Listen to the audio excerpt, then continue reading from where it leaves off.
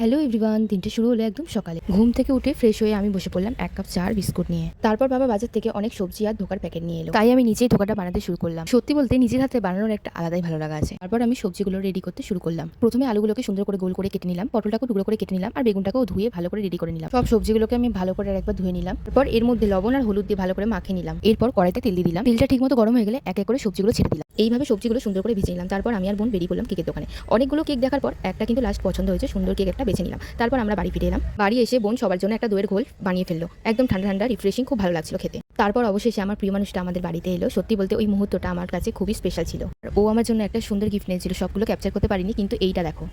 শুরু হয় আসল সেলিব্রেশন। ফ্রিজ থেকে কেকটা বের করে খুললাম আর আমি জানো তো একটা স্মাইল এঁকেছিলাম। স্মাইলটা ঘেটে যাওয়ার পর আমি আবার সবকিছু ঠিক করে দিয়েছি। মা নিজের হাতে স্পার্কেল জ্বালিয়ে দিচ্ছে আর ঠিক সামনে বসে আছে আমার প্রিয় মানুষটা। কি বলবো, এই মুহূর্তটাই একদম অন্যরকম ছিল। সবচেয়ে ভালো লেগেছে একটা জিনিস, আমার মা ওকে একদম নিজের ছেলের মতন ভালোবাসে। ওদের এই ছোট্ট মুহূর্তটা আমার কাছে সবচেয়ে সুন্দর ফ্রেম হয়ে গেছে। কেক কাটার পরে মা ওকে নিজের হাতে পরিবেশন করে দিল। আজকের মেনুতে ছিল ভাত, বেগুন ভাজা, আলু ভাজা, পটল ভাজা, মাছ ভাজা, আলু চোখা, টকের ডাল, ধোকার বড়া, চিংড়ি মাছের মালাইকারি, বোয়াল মাছের ঝাল, চাটনি, পাঁপড়।